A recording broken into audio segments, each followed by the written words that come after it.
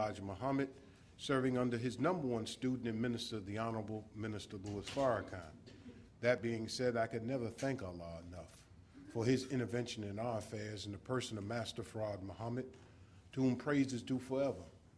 And forever thank him for coming and raising up in our midst our messenger, now Messiah, the Most Honorable Elijah Muhammad.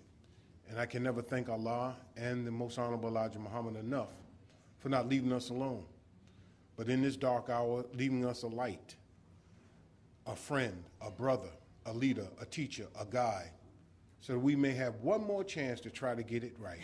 I speak of the Honorable Minister Louis Farrakhan, and in their names I greet you in the green words of peace of Assalamu alaikum. To Student Minister Willie Muhammad, to the student laborers here in the city of New Orleans, to my brothers and my sisters, to all of you who have honored us by coming out and being with us today. Words are not adequate enough to express our gratitude for you taking time out of your busy schedule, out of your life, to come and to be with us so that we may share a word of light, life, and power from the Most Honorable Elijah Muhammad and his student, the Honorable Minister Louis Farrakhan. I want you to know that we're grateful because we know that you could have been doing something else. We realize that. And we're very humbled that you would come and be with us here at our mosque here in New Orleans.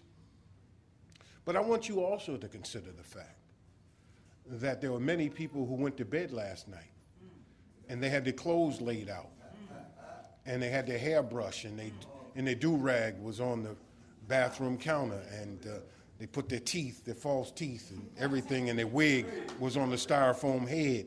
And they had their coat, they had their clothes laid out, their suit laid out, they had everything laid out. They anticipated that they were going to get up this morning and go to church or whatever. But right now, their family is crying. Right now, the coroner is picking up the body. Right now, they're making phone calls. Right now, they're making plans to funeralize and bury their loved one. No one knows the hour in which we will depart. Holy Quran says is that from Allah we come and to him we shall return. One day we're all going to return. The surety of death is certain the day you were born. I want to say to you, brothers and sisters here in New Orleans, as Allah moves me to a certain spirit, is to just simply say this.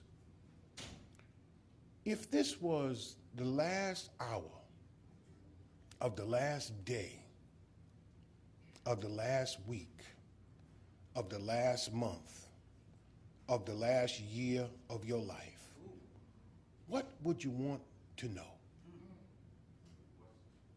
What would you want to know? I just want you to ponder that question. What would you want to know? There are many things we'd want to know. Maybe we want to know what's the lottery number, what's going to be the Powerball number. I don't know. You know, a child would want to know perhaps that 6 out of 10 of our households are headed by females, and many of our young children don't even know who their father is. Maybe they want to know, who's my daddy? Who's my father? But as a human being, the thing that we want to know more than anything, I would feel the most important question the Most Honorable Elijah Muhammad, the Most Honorable Minister Louis Farrakhan asks us the question is, who is God? That's an important question. Who is God? Not only what is God, but who is he? And then there's another question, brothers and sisters, that is just as important and essential to us not being confused in this day and time. Who is the devil? And what is the devil? Our subject and our topic, Let Us Make Man, is based upon the illuminating teachings of the Most Honorable Elijah Muhammad, and I should have bought a better looking copy, but this is my tried and true, marked up version of my message to the black man. This is my manual. This is the way that we navigate through all of the traps that have been laid out by our enemy. Yes, sir. Let me just simply say it like this. The Honorable Elijah Muhammad made a bold claim that's different than any black leader that's ever come before us. The Honorable Elijah Muhammad has Yes, sir. Thank you. Has made a bold claim that makes him different than any other religious teacher that has come before us. He said, I met with God. He said, God is a man. That's a bold claim. Now, the elements of argument, brothers and sisters, when you make a claim is that you have a claim. It can be a claim of fact. It can be a claim of value, meaning believing that God is a man is better than believing God is a spook or spirit. And then there's a claim of policy, that there is no God but the one God.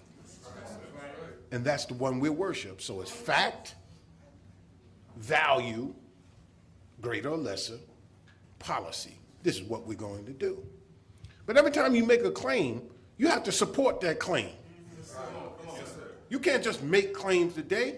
As I like to say, or a banker taught me one time, he said, you know, documentation beat conversation. A lot of us talk good, but can you back it up?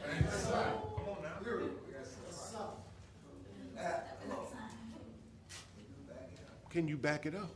So you have to provide support for such claim. And then, brothers and sisters, you got to know whether that support has a warrant, meaning that it's reliable, it's authentic, and it's verifiable. Let's see if we can walk through something just very quickly. The Honorable Elijah Muhammad proved that God was a man using 4 basic supports for his argument. One was history. One was history. Start with history. In the very first page, in the first paragraph of Message to the Black Man, the Honorable Elijah Muhammad says straight up, using history, for thousands of years, the people who did not have a knowledge of the person or reality of God worshiped their own ideas of God. For thousands of years. History. Yes, sir. Then he goes on to say he's been made many things other than what he really is. The Christians refer to God as a mystery and a spirit and divide him into thirds. One part they call Father, another part they call Son, the third part they call the Holy Ghost, which makes 3 in 1. So now his next argument is he's using mathematics. He says this is contrary to both nature and mathematics. So now he's using nature or science, the laws of nature and science, to back up the mathematics and his story argument. Then he says the law of mathematics will not allow us to put 3 into 1. Our nature rebels against a belief of God being a mystery, and yet the Father of a Son and a Holy Ghost without a wife and without something in reality. We wonder how can the Son be human and the Father a mystery, unknown, or a spirit? So the law of nature tells you and I that we can't be made in God's image and likeness and then God be a spook or spirit, since we're not spooks or spirits. Using the scripture, which is the 4th way that he proves, is that the Holy Quran says that if you were angels, I would have sent you angels. But since you're men, I sent you a man.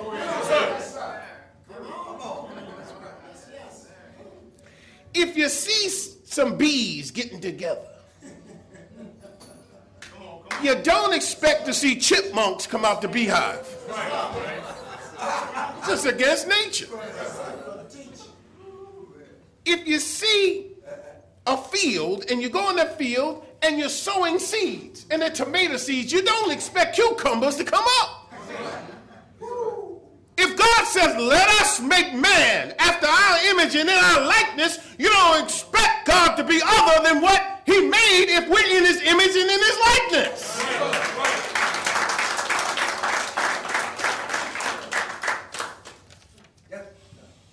So, let me just jump over here to page 2. If one teaches a thing that he himself does not know, he can be charged with lying to the people. In the book of Revelations, it says that the 7th angel will sound. And when he sounds, he will say, the mystery of God is no more. Well, if Revelation is the last book, we're looking these prophecies to be fulfilled in the last days and time, and we're waiting for a seventh angel, where 6 preceded him, like the 6,000 years, and in that 7,000 year is the millennium of the Messiah. And he declares that the mystery of God is no more. Then everything before that says that he was a mystery. Yes, sir. Yes, sir. Meaning what? Unknown. So how can you teach what you don't know?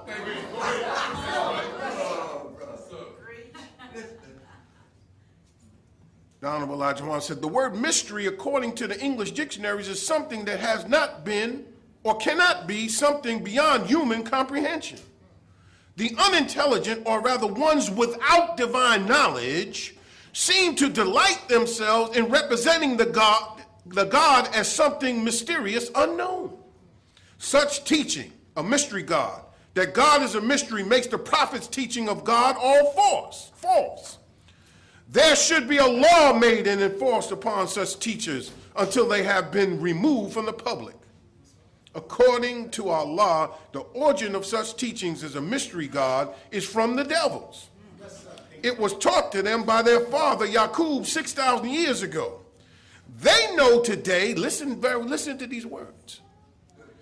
They know today that God is not a mystery, but will not teach it. He, the devil, the god of evil, was made to rule the nations of the earth for 6,000 years, and naturally, he would not teach obedience to a God other than himself.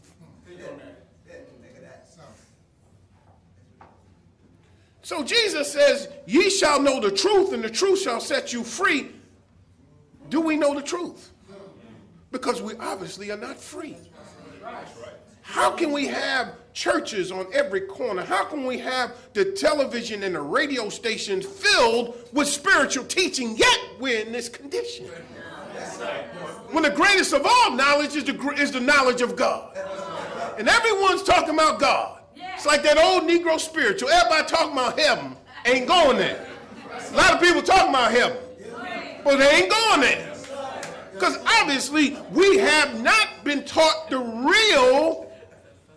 reality of God and how it relates to you and I. If theology is the study of God and his relationship to the world and the universe, that's theology. And then we are, in the Nation of Islam, taught a mathematical theology, which means it's about exactness, it's about precision. Mathematical precision, a mathematically precise study of God and his relationship to the universe. That's what we're here to deliver to you. Our job is simply to make that message clear.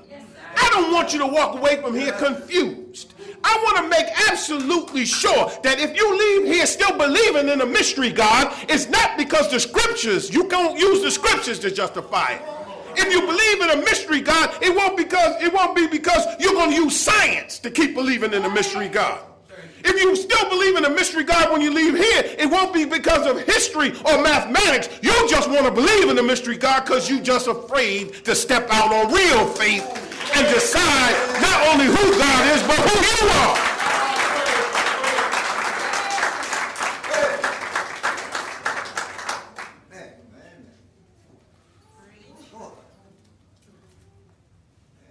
Y'all all right? Yes, sir.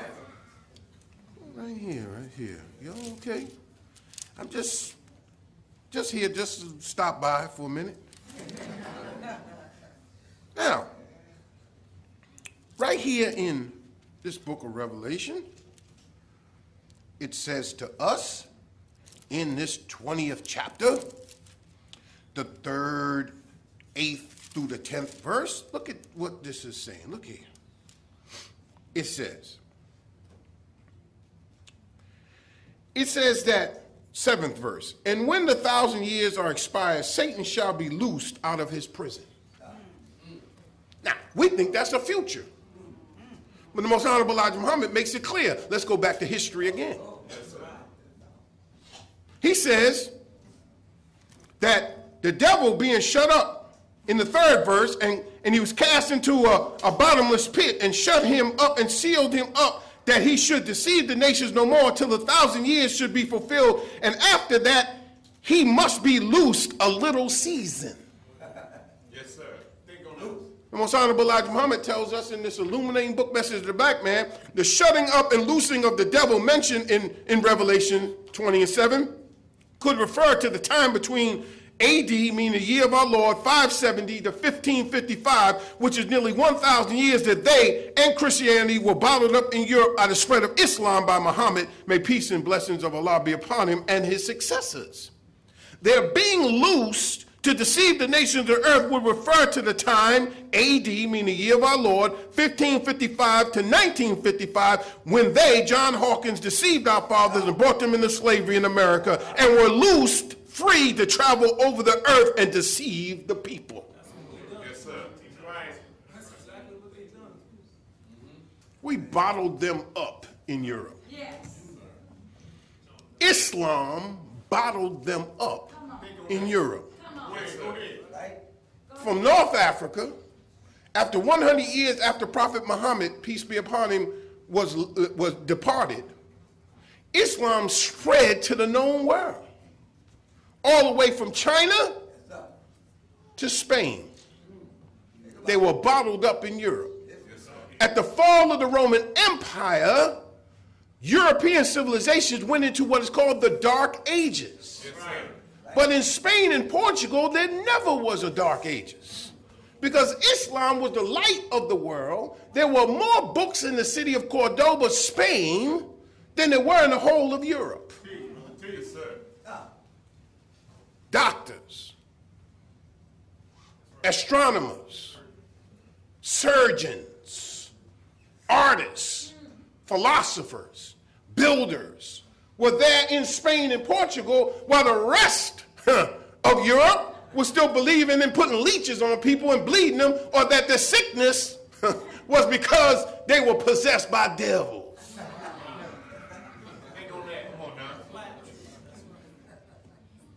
In the rest of Europe, you were put into a monastery to be kept comfortable until you died, because that was the will of God. But in the house of wisdom, Al-Bayt Hakim, meaning Baghdad, were the semblances or the foundations of what is called the first hospitals, where you would come in and they would cure you of your disease. It is in Baghdad, and this is why they invaded Iraq, but that's another story for another time. But it was in Baghdad that the great wisdom of the Greeks and Romans were assembled and translated into Arabic and then taken to a whole nother level. That's where algebra comes from. That's where chemistry comes from. Y'all mad at me? You don't believe that? Muslims are at the root of the European Renaissance. It isn't like the Roman Empire fell, they went into darkness, and then all of a sudden they decided to call a crusade. Pope Urban calls a crusade. Then they went into Jerusalem and fought with the Muslims, and then all of a sudden they came back, and all of a sudden the Renaissance just popped up.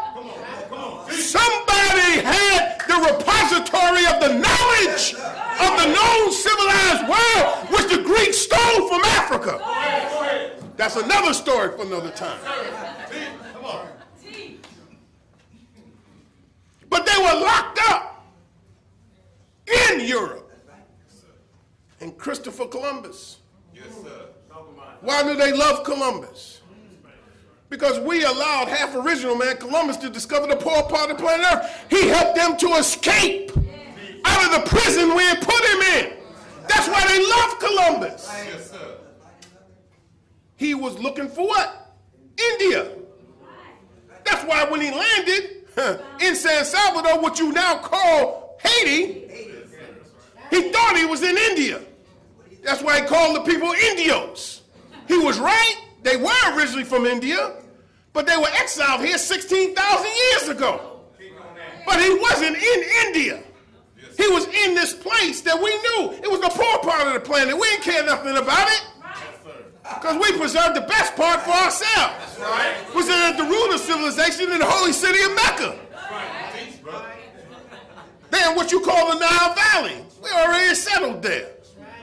We didn't care nothing about the poor part of the planet. So he sailed west to go east because he was looking for India because he wanted a way to get to the spices and the riches of India without having to cross swords with the Muslims. That's right. Come on, brother. Before Christopher Columbus sailed the ocean blue in 1492, you got to remember what happened. The Spanish Christians reconquered Spain and Portugal. And it was their Catholic majesties, Queen Isabella and King Ferdinand, who bestowed upon Columbus the power to go across the ocean blue. Yes, sir. But why is it important that you understand why we let half original man Columbus discover the poor part of planet Earth? The Honorable Elijah Muhammad said before he departed from us, he said to his laborers and those who came around his table, he said, ask me anything about the lessons. He said, when I answered those questions, I was a baby in Islam. Meaning he had been taught for 3 years and 4 months by Master Fard Muhammad, and he was given an examination in his first term assignment. Yes, sir. He said, but if I answered those questions now, I would write it in volumes. Yes, sir. Right. Think on that. So when you look at why we let half original man Columbus discover the poor part of planet Earth, and then you see secret relation between blacks and Jews, you say, I can't connect the dots. What is that? Volume 2. Teach, brother. He said he would teach volumes. Yes, sir. You looking for him to write some books for you instead of him writing books through you. Right. Come on. Oh, you didn't get that one. Let's try that one again. You didn't know that the 4 men that financed Columbus's trip were 4 converted Jews. Think on that. Teach. Come on, They were so-called converted to Christianity, That's right. but were always suspected that they practiced Judaism in secret. On Columbus's trip, when you see volume 1, he complained mightily that the people that were on this voyage were secret Muslims and secret Jews. The map makers that he got his map from were Jews who got it from Muslims. You have to understand that we've had this secret relationship with them, and it's a relationship with white people, but the king of Caucasians is the Jew. He's the king of them. He runs them. He's in charge. Oh, y'all mad at me. All right.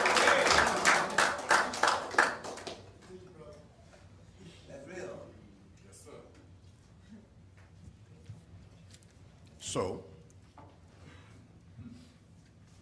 for the past 6,000 years, the Honorable Elijah Muhammad said the prophets have been predicting the coming of God who would be just and righteous. This righteous God would appear at the end of the world of the white race. Now, just step back for a minute. Step back for a minute. You and I are so happy to be included in this world's order. Man, I can stay at the Hyatt now. I don't have to go in the back door. Not the back door, the back door. I can go to any rest stop I want to and go to the bathroom. I can go to any school I can afford to go to and have the qualification to go to. I's arrived. But like Brother Harry Belafonte said of Dr. King, he said, I'm afraid that we're trying to integrate into a burning house. Yes, sir. Come on, brother. Come on. Step back for a minute and look at what you and I are trying to be a part of. I mean, just step back.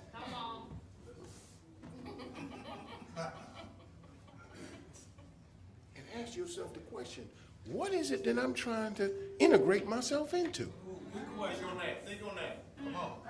What you see going on in Washington, D.C. and the capitals around the states of these United States ought to make you pause whether or not you want to integrate your beautiful babies into this madness. Now, some of us were born in Egypt. So we knew Pharaoh. Some of us have this thought in the back of our head that as we're out here in the wilderness, poised to go into the promised land. I mean, it's just over the river, right over Jordan. I can see it. We're camped out now after wandering in the wilderness for 40 years. It was only a 40-day trip, but it took them 40 years because they were rebellious. They would not obey Moses and Aaron. So they wandered in the wilderness. They get right at the Jordan River. They're camped out. They send 12 spies into the promised land.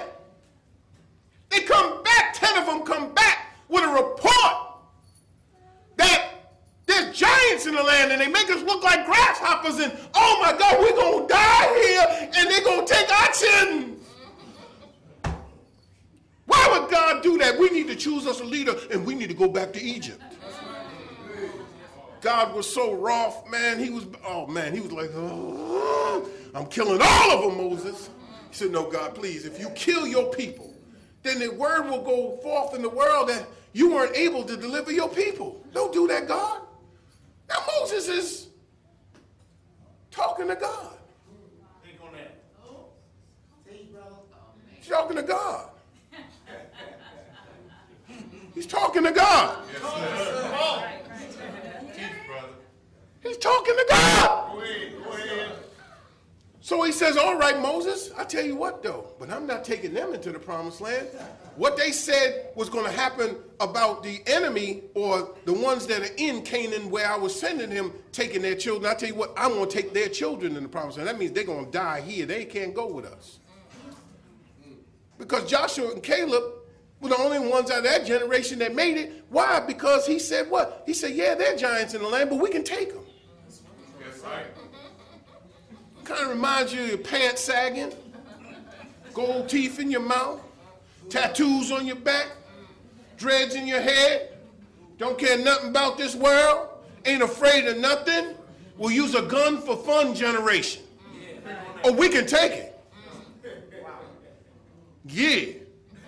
This young generation doesn't need anything but right guidance. That's right. They got the right stuff. They made it the right stuff. They just need right guidance. That's right. They're born warriors because we need to be warriors if we're to have an earth we can call our own. There's some of us that got to farm because that's what we do. There's some of us that got to run shops because that's what we do. There's some of us that got to build up, set up manufacturing because that's what we do. There's some of us that got to drive trucks because that's what we do. And then there's some of us that got to stand guard over all of them because that's what we do.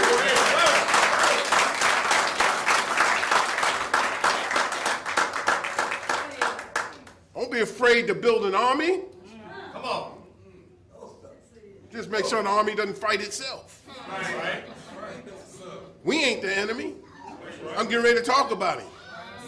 So you get it straight. Don't get it twisted, as you say. All right, I'm almost through. Y'all all right? Yes, sir. Let us make man. Let's make man. Now, we're about to go into the promised land. So right now, Moses, because this new generation doesn't know anything about what God gave Moses on Mount Sinai. See, that was at the beginning of the Exodus. He gave him a law in Exodus, the 20th chapter. He had to give them a law, but these people have been wandering in the wilderness, and then God had to kill off old generation and bring a new one about, so Moses had to give a series of speeches in Deuteronomy that recounted the law.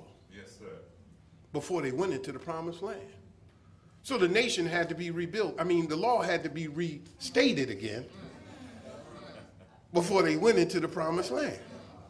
Teach, brother. Teach. Look at America. She's in debt. Not 14 trillion, $60 trillion. She's hopelessly in debt. She's printing out money. Yes, sir. You know the money that we kill each other over? This money ain't worth nothing. Only what he makes you think. It's an illusion. It's like magic. He said, this is worth killing your brother over. This here, I will murder my brother over this. Abraham Lincoln, he was honest. If he would come back honest, they would say, this ain't worth nothing. It's just some paper. Do you know that it costs the same amount of money to make a $5 bill as much as it does to make a $10 bill or to make a $1 bill? It's the same amount of paper, same amount of ink. Then what gives it its value since it's not backed by anything? Why would you kill me over cheating you out of $10 instead of killing me over cheating you over $1 when they all takes the same amount to produce the same amount of money? It takes about a penny and a half to produce this bill. So what makes this more valuable, dear sisters, than this? The fact that he told you that it does. That's right. We have a lesson to ask the question, why do we love the devil? Because the devil gives us nothing. And the more nothing he gives us, the more we love him. Teach, brother. It seems like the more he kick us, the more we're Americans too. We have a right too. You do. You fought, bled, and died in every war that this country had. That's right. You fought, bled, and died before this country even had a constitution. Then you was excluded from the constitution that they wrote. Then to make a compromise between the states in order for them to have as much representation in the House of Representation as the northern states that had more population, they counted you as 3/5 of a human being.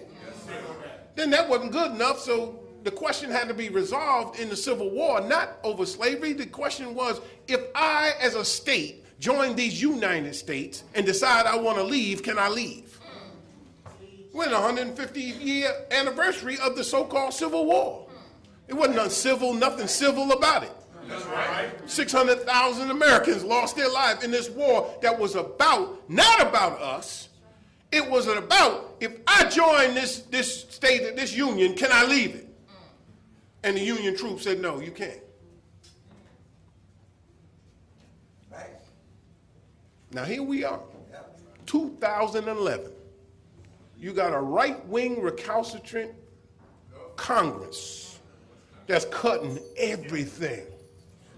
Food stamps, welfare, aid to dependent children, education, anything you used to depend on is about to go. Yes, sir. Right. To go. $61 billion in cuts. And next year it's going to be worse. Right. The worst is yet to come. That's right.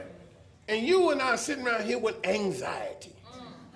What's going to happen to us? What's going to happen to you is exactly what the Honorable Elijah Muhammad said was going to happen to you if you didn't heed what he told you to do. That's right.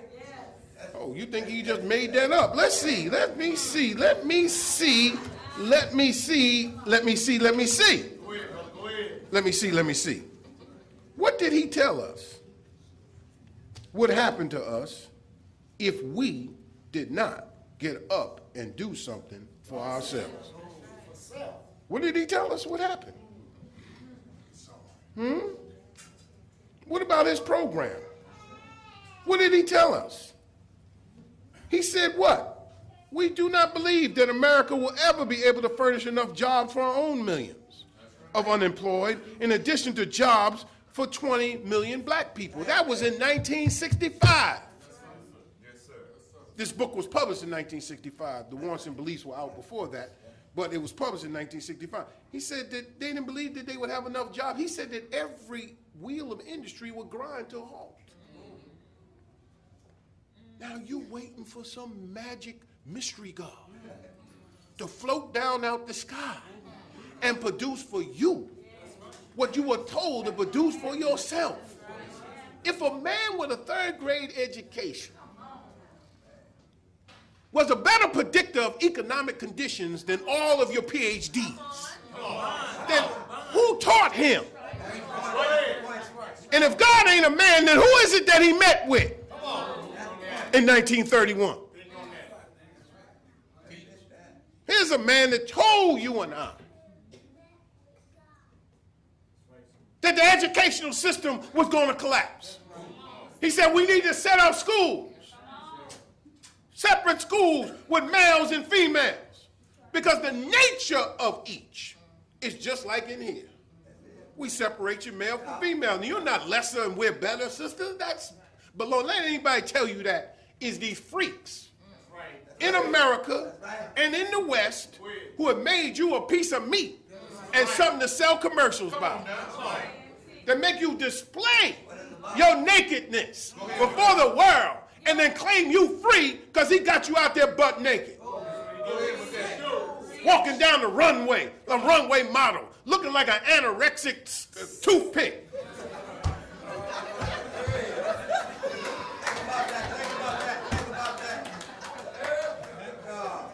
What about that? A stitch of clothes that about as big as my handkerchief.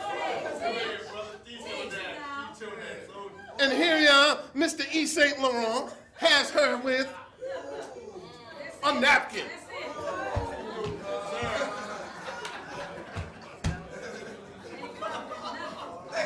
This designer napkin is going for $2,300.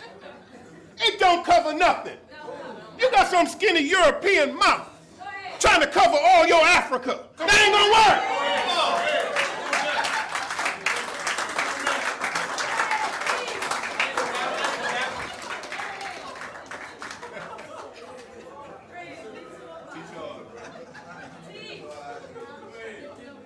But he told you the educational system was going to fail. Yes, sir. Has it failed us? Yes, sir. Yes, sir. No, we have certain black people who are... Hey, has it seemed like Black History Month to you? Oh, maybe it's because we arrived, because we got us a black president now. We don't have to talk about black history no more, because we got a black president now. Oh, really? Oh, really? He's the president, the commander-in-chief. You see the way they talk about him? Then what do you think they think about you and me? The man is commander-in-chief of the armed forces of the United States, the chief ambassador, the chief educator, the chief whatever. And look how they treat him. Then look how they objectify his wife. Talking about what she's wearing, and look at her arms, and look at her shape, and look at her hip, and look at all that. And no matter what good she tries to do, they talk about her like a dog. Here's a man who's an honorable man, a married man, a family man, a loving man, an intelligent man, an articulate man, an even-tempered man, yet he's a socialist, a secret Muslim, a this, that, he ain't born in this country. If they treat him like that, what chance you think you and I have? That's right. Let us make man. Yes, sir. Let me go right to the core of these people's thinking. Go ahead, brother. The Honorable Elijah Muhammad taught root knowledge. That's right.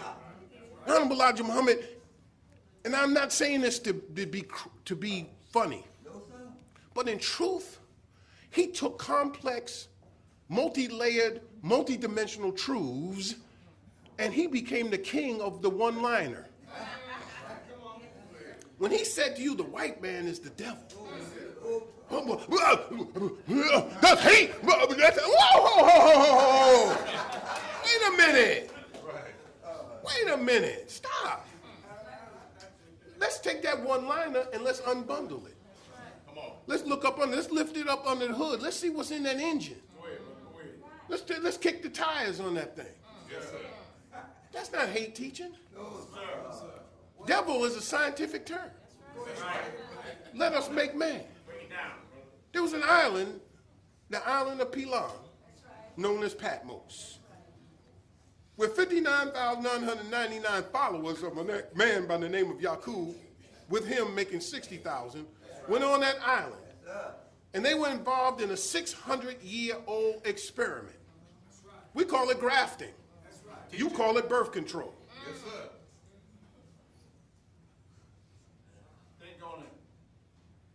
You call it DNA.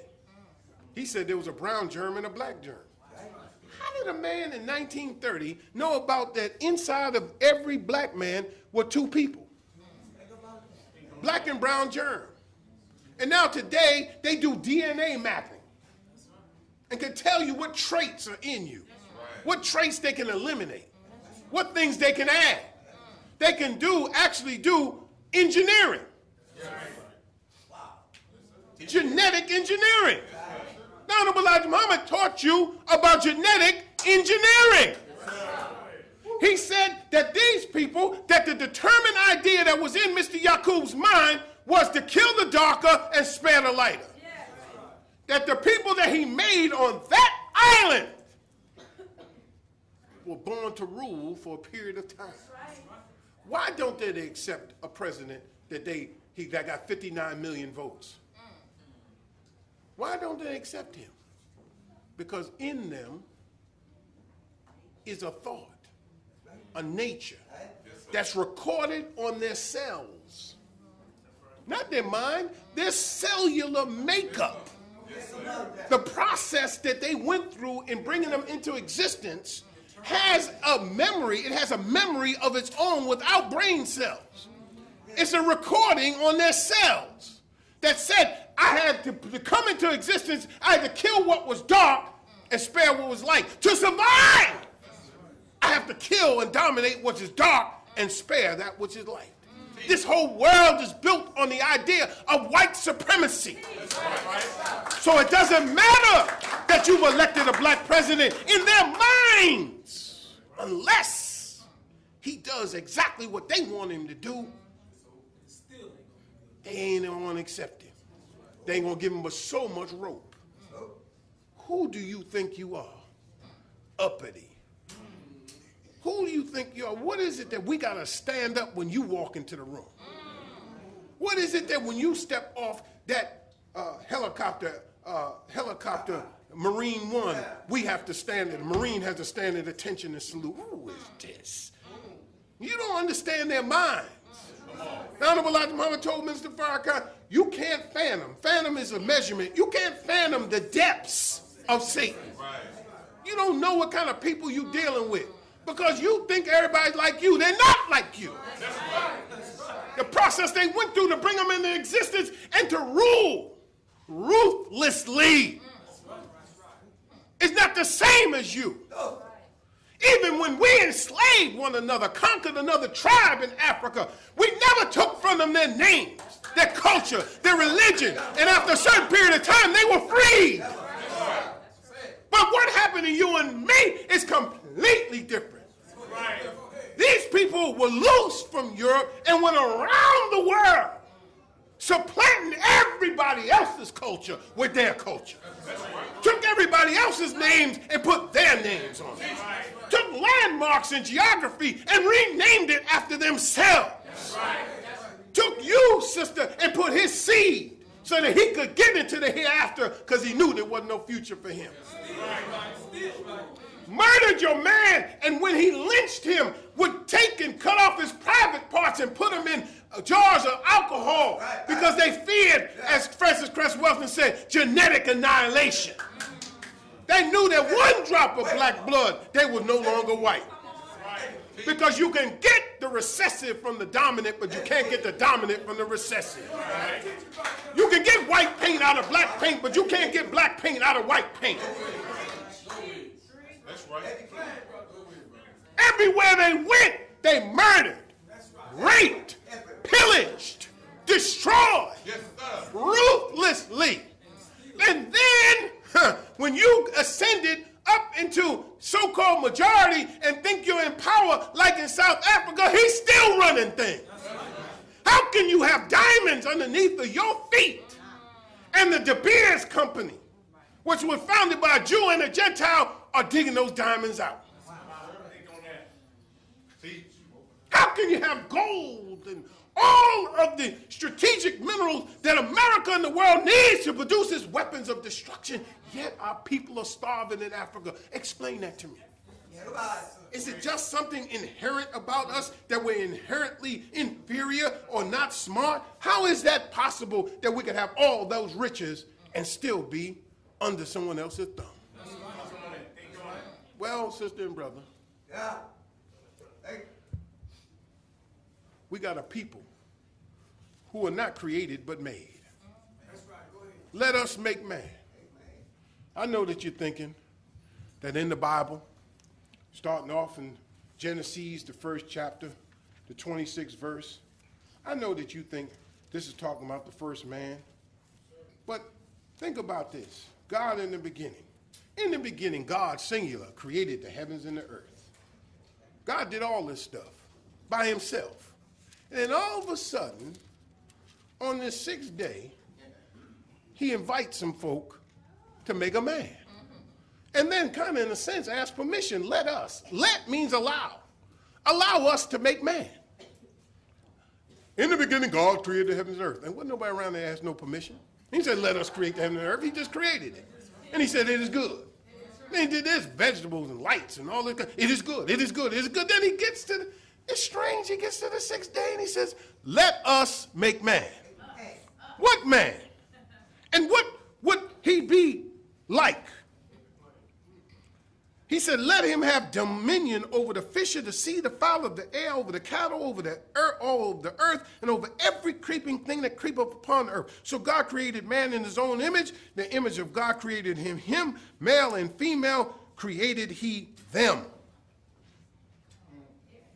And God blessed them. And God said unto them, be fruitful, multiply, and replenish the earth, and subdue it. Replenish, re means again. Go ahead, teach. Replenish the earth. How are you going to replenish the earth? Be fruitful, multiply, and do what you're going to do. But how are you going to replenish something? Is the earth empty or something? Was there somebody here and then they were gone and now I'm putting you here to replenish it? You know, if you got siblings, brothers and sisters like I do growing up, didn't you hate how a Negro would drink the milk down to just that little bit and leave it in the refrigerator like, I ain't drink all the milk. They leave about that much Captain Crunch in the box. I ain't eat all the Captain Crunch. I ain't do that. Go to the grocery store, Mom, and replenish the milk.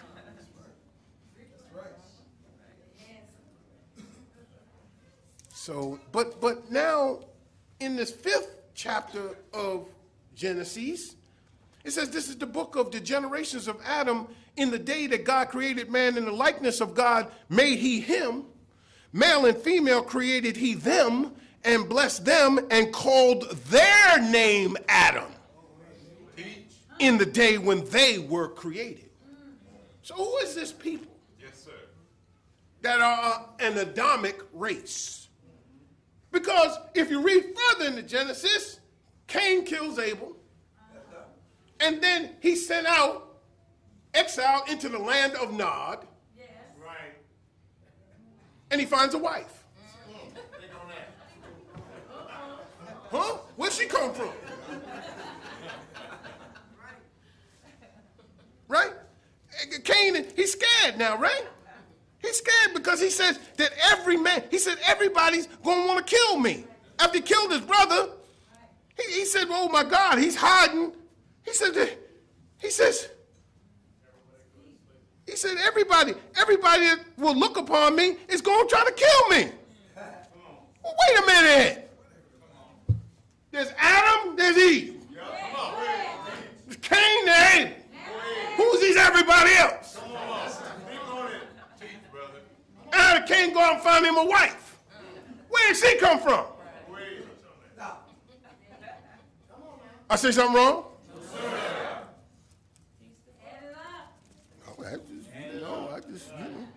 And Cain knew his wife, and she conceived. Well, where'd she find her? Anyway, I'm having a little fun because I a spoonful of sugar helps the medicine go down. Go ahead, brother. Go ahead. Just give you a little medicine. A little word of warning, a little word of caution. That these people that we're dealing with ain't us. They don't think like us. Their nature is different than us. This isn't hate teaching. There are people who are made under a process, manufactured on the island of Pilam, in a way and under laws of lying, stealing, murder. Think about this. Yaqub made everybody that worked for him liars. All his laborers, that's the language of the nation, made all of them liars. You went to the doctor, he drew blood. He wanted to make sure that you were, what, opposites. He didn't want to marry the black onto the black, so he gave him a blood test. Sound familiar? Yes, sir. Think on it. And then if he found that they were opposite, he would then refer them to the minister. Now the minister knew what was going on, but he couldn't tell because he was a liar too. He would make them, marry them, and then the wife would get pregnant, would have a baby. If the baby came out dark, they would kill the baby. That's right. And the nurse had to tell the wife, the mother, oh, your baby was an angel baby and went to heaven to make a place for you. Liar. Or if it was a lighter baby, then he would take the baby and say, take care of this baby. He'll grow up to be a great man one day. Liar. What did they do with the baby? Baby didn't go to heaven to make a place for them. The baby was taken to the crematorium. The cremator was cremating. That's right. Or they fed it to wild beasts. Or if the black child was born, the nurse would stick a needle in the head to kill it. Murder. Lies. Going into the ingredients of making these people. They can't help themselves unless they're reborn again. Now, let's close. You and I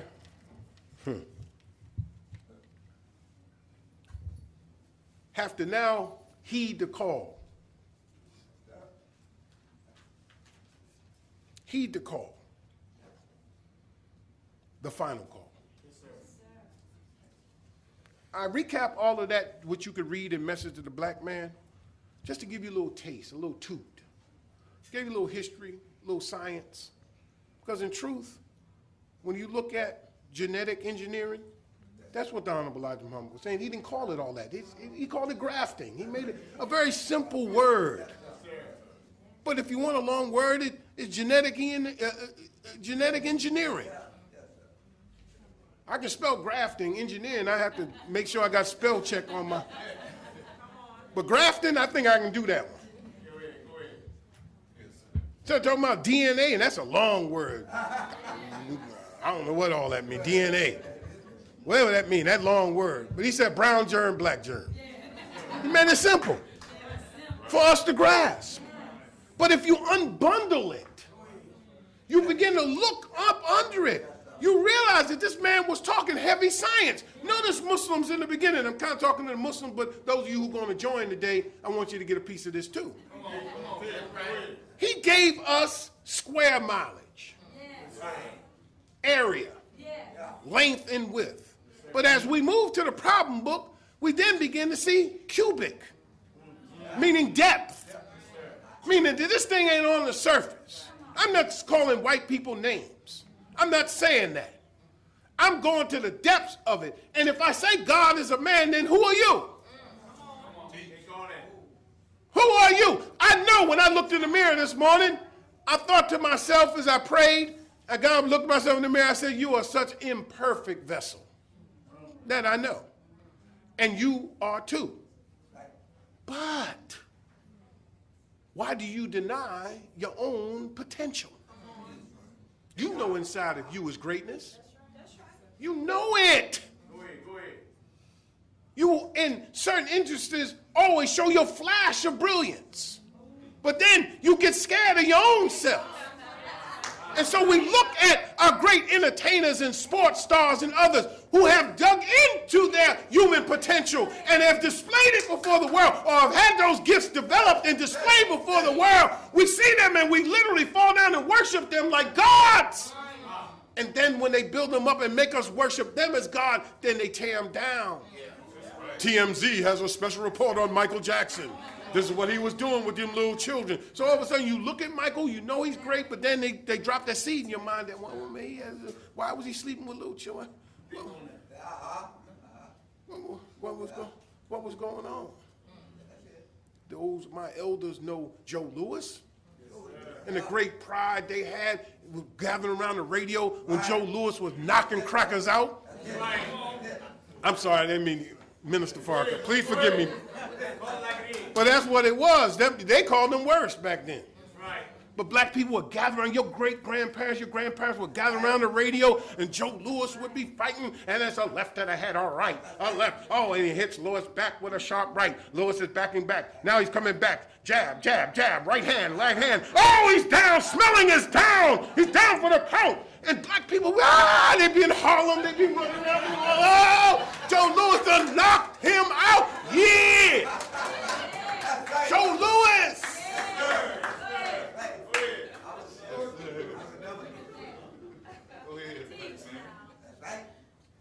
Here's a man who believes so much in this country, he joined the military, the entertainment division, went around entertaining our troops all around the world.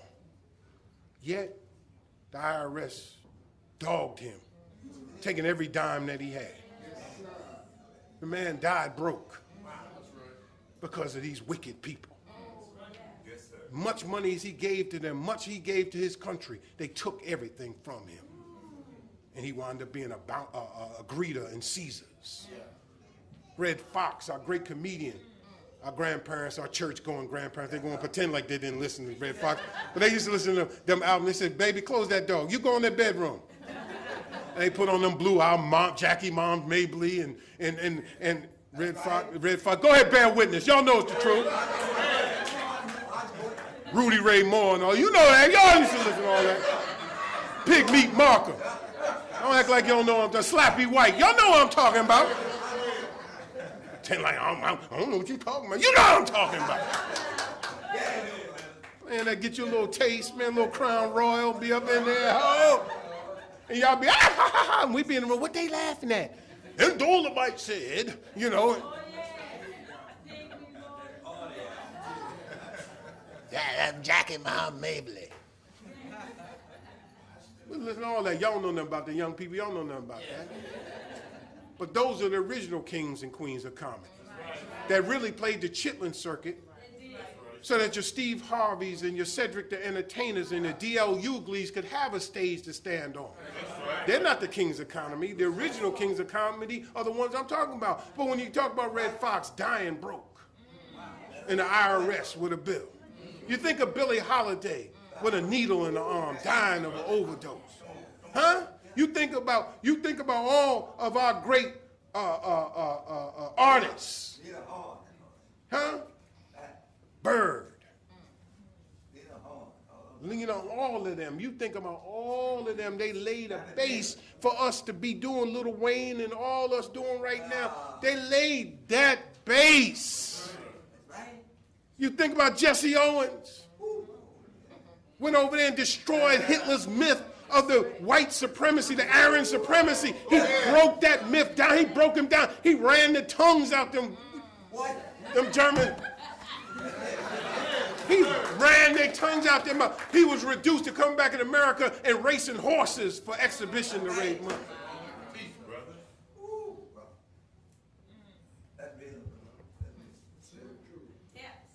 And yet you sit here and say, things have changed. Really? Really? They haven't changed. Because the people that you're dealing with haven't changed. They're the same people. They'll use anybody and anything to blow you to sleep. That's why it hasn't seemed like Black History Month. Because you got a black president. Ain't no need of striving and pointing out our own history. We's American now. They can't get to him, but they can get to us. That's why you're going to see an increase in police brutality. That's why you young brothers are going to see that happen. And you're giving them a license to kill you because you keep killing one another. This is why we need the peacekeepers here in New Orleans and all across this country. But don't you get it twisted. When the nation is strong, there is no gang banging. When the nation is strong, a woman can walk down the street without worrying about being raped or accosted. When the nation is strong, your children can play in the street. When the nation is strong, crime goes down. Employment goes up. If we'd have listened to Mr. Muhammad, we wouldn't be in the position we're in right now. Listen to me say it.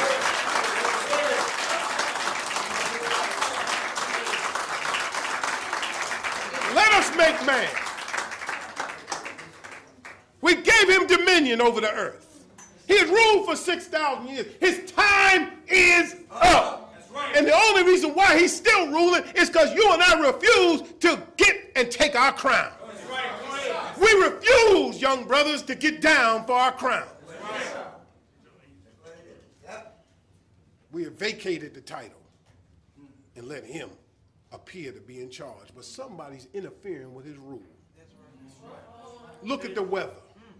Look at that blanket of weather. He said in the book of Job, he had treasures of snow stored up for the day of war. You sitting here watching the weather. Minister Farrakhan told you that before you would laugh at him, he said God would show you through the force of nature. He sent a cool wave. He sent a cold front that was so cold, man. It was down here all the way in Texas, man. It was cold, man. We shut down the city for a whole day, and nobody want to go outside. He got monster storms ready to form right off the coast of Africa. They'll take the same route as the slave ships that brought us over here. Coming through the Caribbean. Got earthquakes. Son of Man is creating earthquakes by experiment with high explosives. Son of Man is shaking the earth underneath our feet. The great earthquake ain't came yet, but it's on the way. Pestilence. War, rumors of war. All these things are happening right in front of your face, and you and I are sitting around here with our iPods on, listening to our own individual music. I like hip-hop. I'm listening to Lil Wayne. I like Anita Baker. I'm going to listen to R&B. I like the Delphonics. I'm going to listen to my oldies. I like classical music. I'm going to listen to Beethoven. We don't even get at the kitchen table and sit down and eat and talk anymore. You got a TV in your bedroom. I got a TV in my bedroom. There's a TV in the living room. Everybody watching 5 separate programs in the same house. Nobody sitting down at the table and mama come in and fix that meal, set it down. Daddy say the grace. And we all sit down and how did your school day go, baby? Baby, I looked at your progress report. I wasn't happy. You having a problem with math? Do I need to call that teacher? How did things go at work today, Daddy? Well, you know, they're getting ready to, man, I was up for that promotion and that man, he gave it to another man. Well, that's all right, Daddy. You still the boss in our house.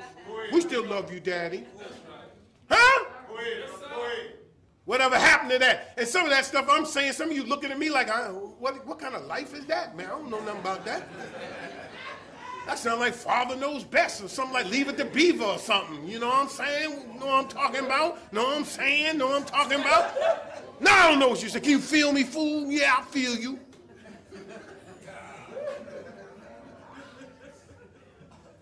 Family unit broke up. Yes, sir. If we'd have listened to Mr. Muhammad, you wouldn't have this plethora, this flood of dollar stores.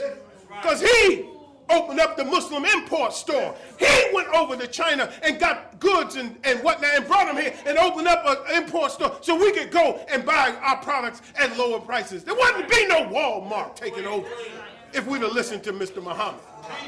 You wouldn't be dealing with no you buy, we fry, or some foreigners or some immigrants open up all the fish stores because we had our shabazz and our steak and takes. We imported, were the largest importers of frozen fish in the country. You want a Black History Month special? We, the Nation of Islam, were not the largest black importers of frozen fish. We were the largest importers of frozen fish in this country.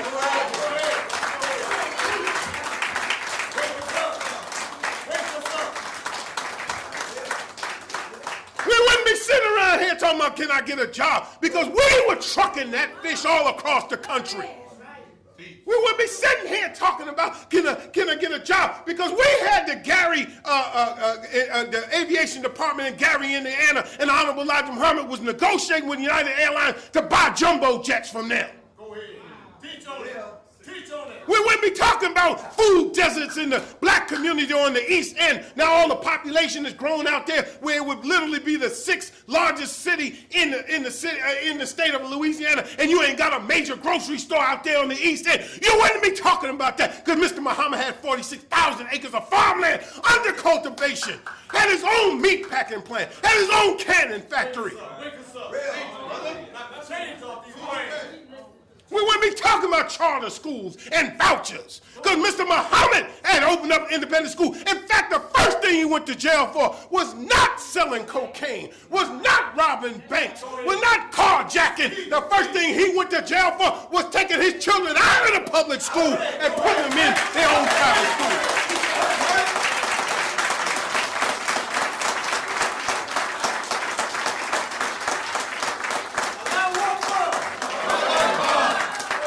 All praises due to Allah.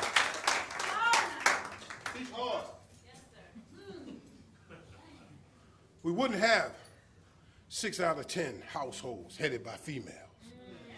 Because the Honorable Elijah Muhammad says strong nation. At the root of strong nation is a strong family. We promote marriage here. We promote proper courtship and proper relationships here.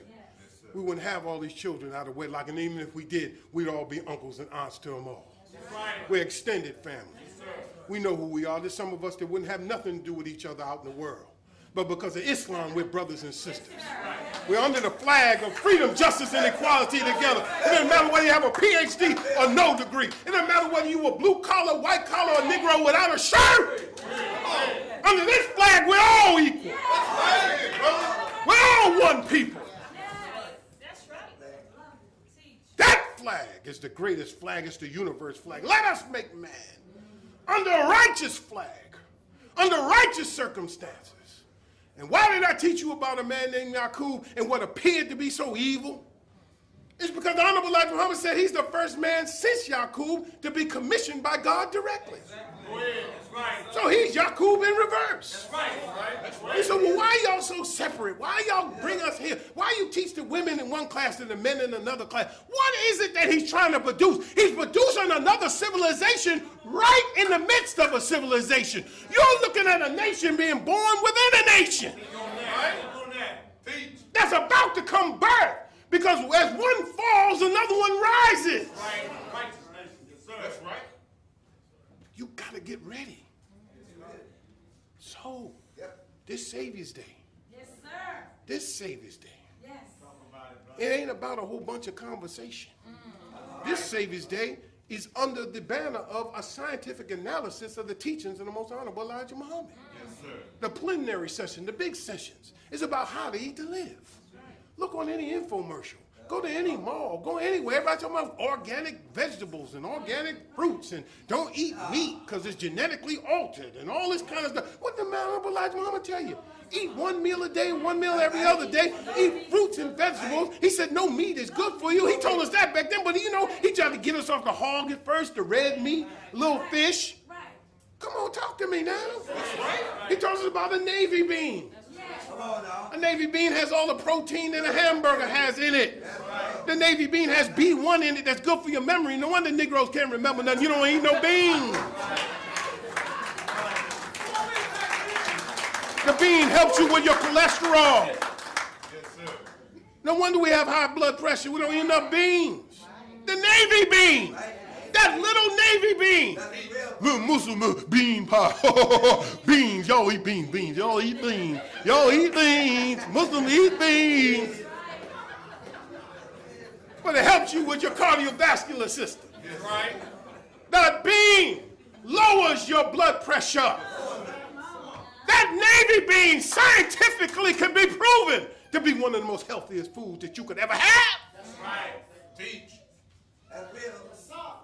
How to eat to live. Secret relation between blacks and Jews. I know you think the Jews is our friends. No, they ain't. You read this book. That's right. I'm telling you, I can only read it, Mama. I can only read a chapter at a time because it runs my pressure up.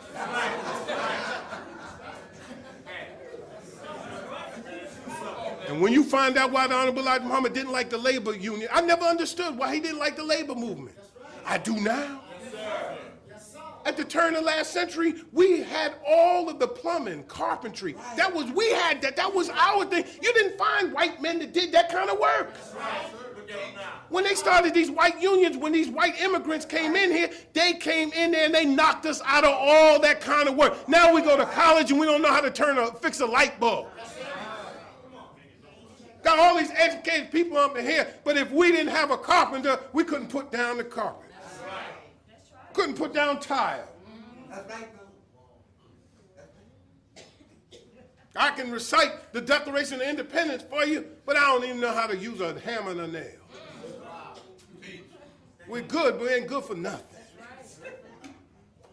If we don't have a job, if we don't have somebody to tell us what to do, with all this education in our head, but don't have the common sense on how to put together some capital and some labor and start a business for ourselves.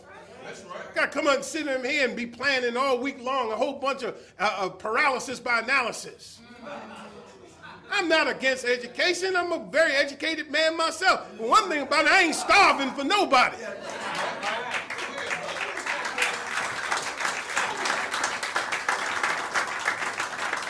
You, right here, you walk by historical buildings right here in New Orleans, you see things like the Cotton Exchange.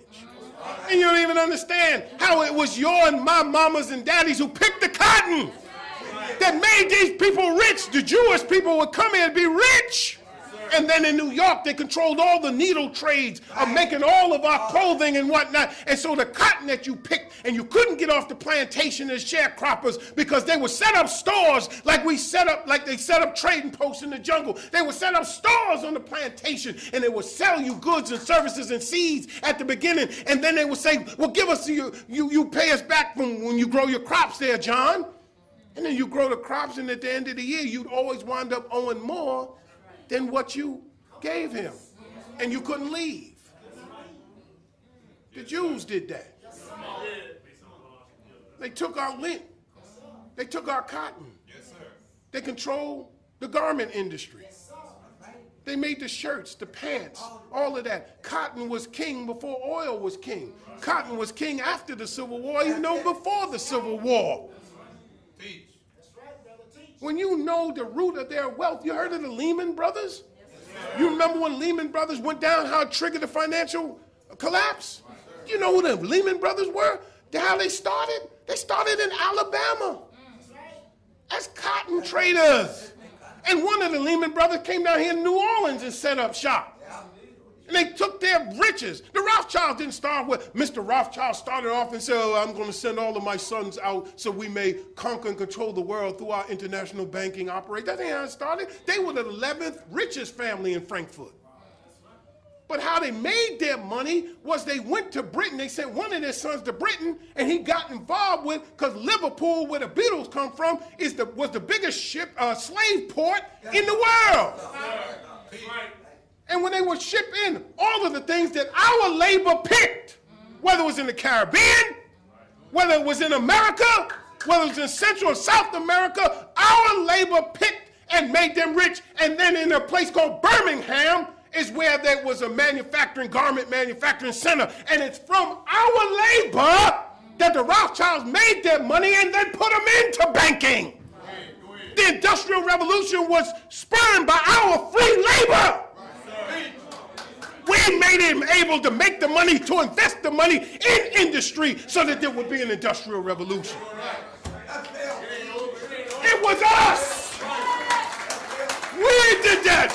We're at the root of all of this. And now today in 2011, what do we have to offer our sons and daughters? But a hope and a dream. It's time, it's nation time. Let us make man. Right here at Mosque 46. Let us make man in the resurrection zone of the Southwest region. Let us make man in the hells of North America. Let us make a new people that want to stand up and be productive. Let us make a new people who know who they are, whose they are, and that God is a man, and that we come from men, and that God is the only thing he ever was a man, and he was always hidden from us, because if we knew the personal reality of God, we were stupid enough to disrespect him.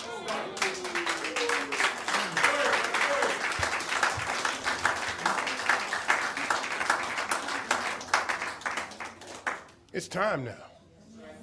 It's time to build our own. I give it to you in the words of James Brown. Let's get together and build some land. Buy some land. Build. He said, raise our food just like the man. He said, put up a factory. He said, put up a factory. He said, pool our money. Save our money. Do like the mob. Put up a factory and own the job. That's what he said. It's called Funky President. He said, stock market going up. Ain't stock market going up? He said, jobs going down. Ain't jobs going down? He said, ain't no funky job to be found. Ain't funky job to be found. He said, taxes keep going up. Ain't the taxes keep going up? He said, change from a glass. Now I drink from a paper cup. Things is bad. People, we got to get over before we go under. He said, people, you know what he meant? We just changed. We got a brand new funky president. I'm not talking about no funky president. I'm talking about you got to change the government of your mind. You got to let the king of the universe, take residence in your dome. That's right. You got to have a new way of thinking, which will make your hands, as it says in our prayer service, your hand, or in the Quran, your hands bear witness against you. Right. It's time that we clean up our minds and clean up our hands so that our outward cleansing is a sign of the inward cleansing of our thoughts. And our deeds will reflect our thoughts and our thinking so that you and I can produce a whole new world.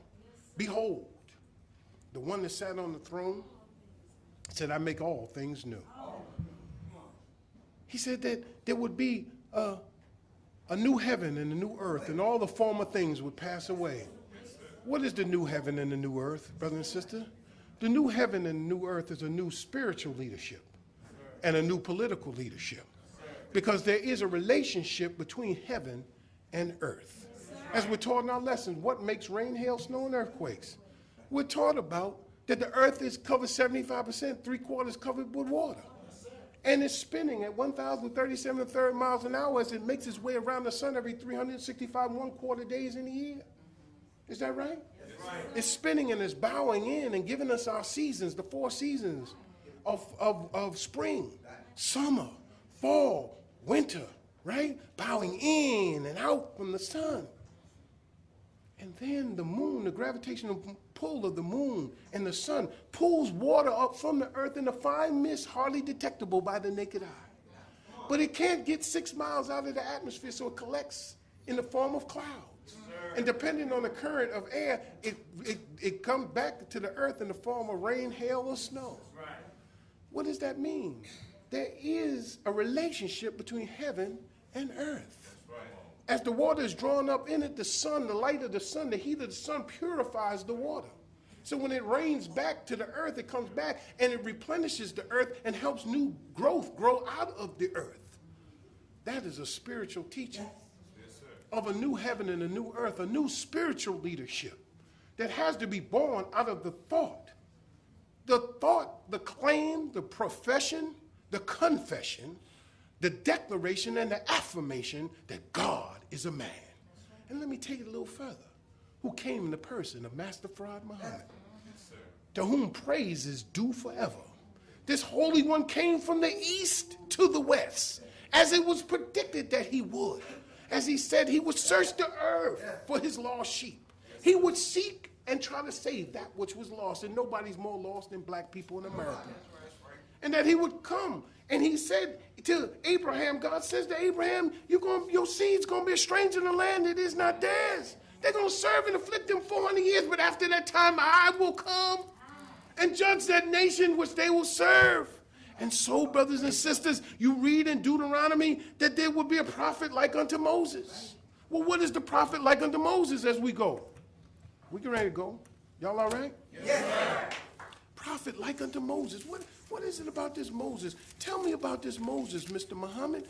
What is the criteria by which lets me know that a prophet is like unto Moses? Of course, he'll have his message in his mouth, but it says here, in the 10th chapter of the 34th chapter, the 10th verse, starting, it says, and there arose not a prophet since in Israel like unto Moses, whom the Lord knew face to face. So when the first criteria is he's going to have to meet God face to face. All the signs and wonders which the Lord sent him to do in the land of Egypt. So that means he's going to come with signs and wonders. And he's going to be in the land of Egypt, meaning he's going to be in the land of bondage. And to Pharaoh. That means he's got to have a powerful king, a powerful president.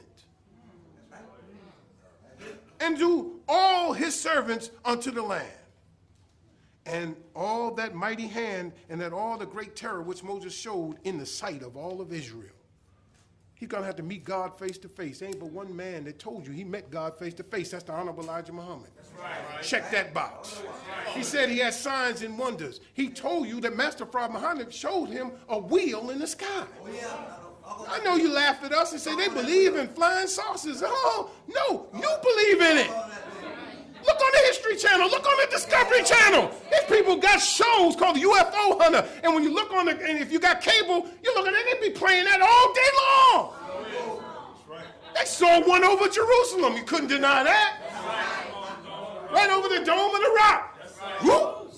Oh, my God. Guy was on there. Oh, my God, man. What was that?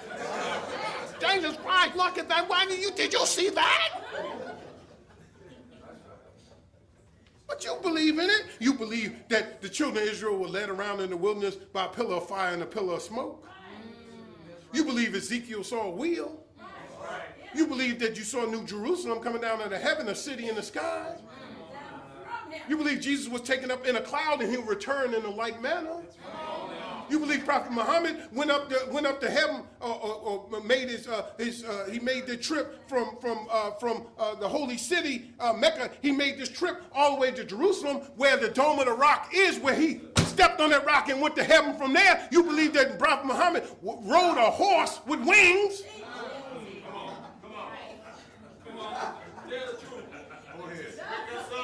Oh, you do believe that? Then don't laugh at us at the signs and wonder. What about the sign and wonder of some of our elders up in here? 70, 80 years old. You can't even tell how old they are. They're still stepping lively. Why? Because they got how to eat to live. If that ain't a sign that God visited America, the America stand up like that. Well, you got people 40 years old that can't even walk. Look at that, man. Come on, man. Signs and wonders. Telling you, man.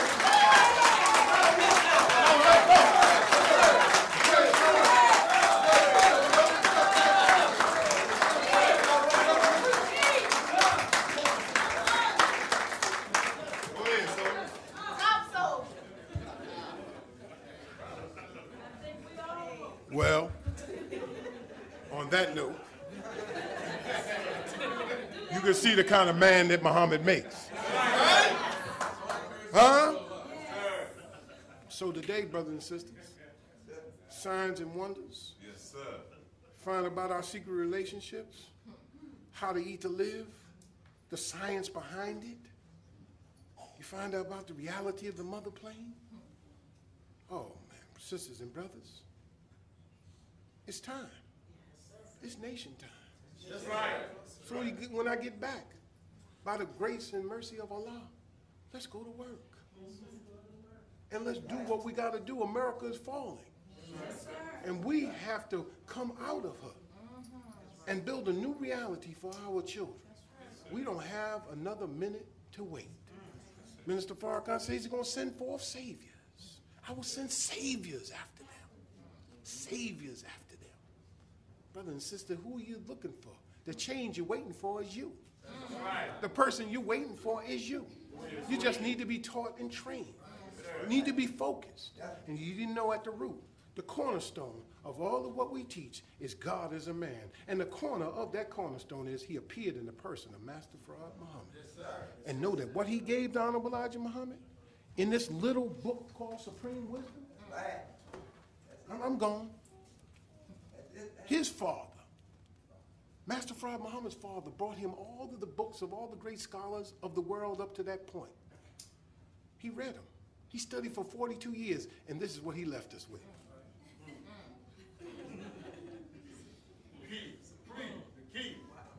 A quarter of an inch book that in here are dimensions. There are dimensions in here. There's a whole nother world right in here.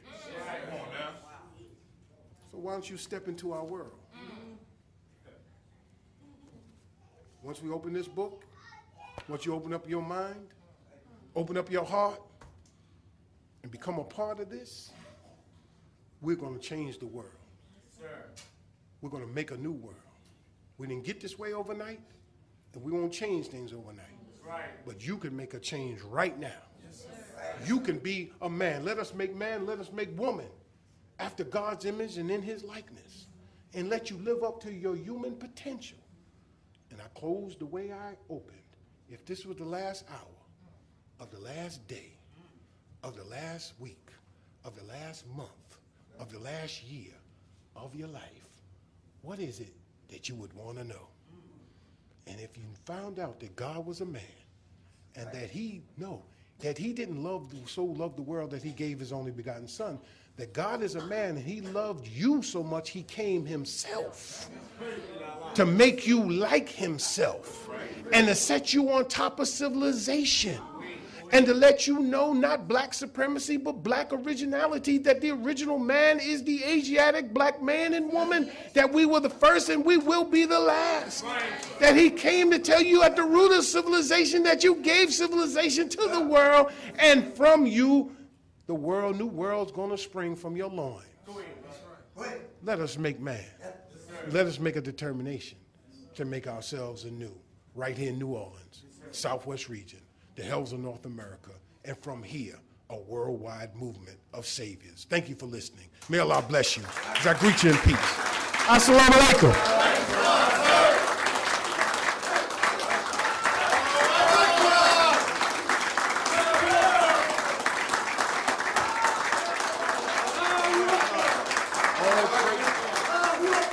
Allahu Akbar. Allahu Akbar. All praise is due to Allah. Please be seated. About to close out now. I don't know where our brother Willie is. I brought the wrong glasses. I can't really see. That's why I keep taking them off. Okay. Let me ask you. Come on up, Brother Willie. Let's give our student minister a round of applause, Brother Willie.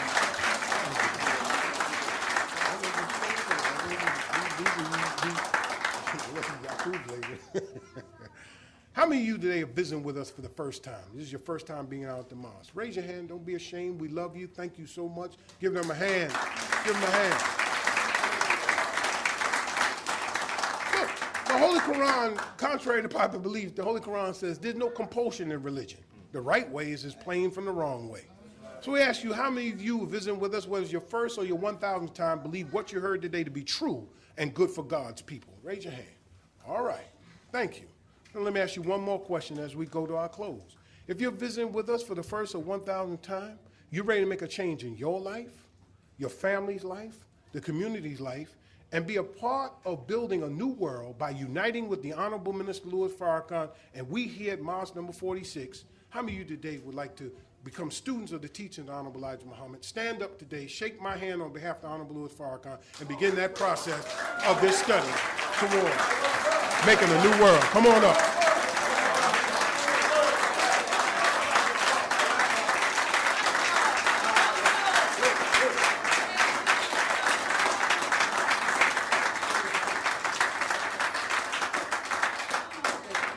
Now, James Brown says, sister, this is a man's world, but it'll be nothing without a woman or a girl.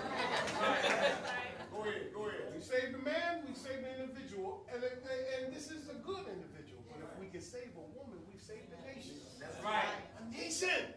There rise no higher than this woman. That's right. I'm asking you, sister, that wasn't crazy talk I was up there. You know I was telling the truth. That's right. So if you want to stand up and shake my hand too, come on in and become a student. Come on up, sister.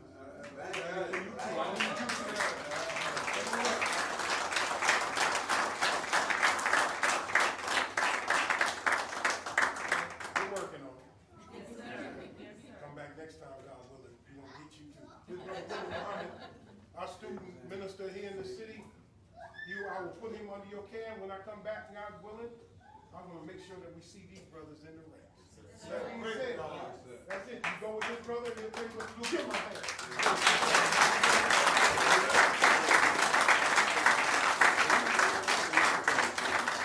Let's give our student regional minister another round of applause for that. What do you say? That medicine with a spoonful of sugar. Thank you, Brother Minister. We're going to keep it moving, bring Brother Larry up, and we'll continue with the program so you all can be released shortly. Thank you.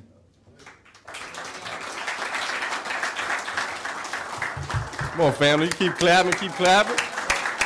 Praise is due to Allah. In the name of Allah, who came in the person of Master Farad Muhammad, to whom praise is due forever. I bear witness there is no God but Allah, and that Muhammad is his messenger. I'd like to greet you all in the greeting words of peace. We say in the Arabic language, Assalamu alaikum. How's the family?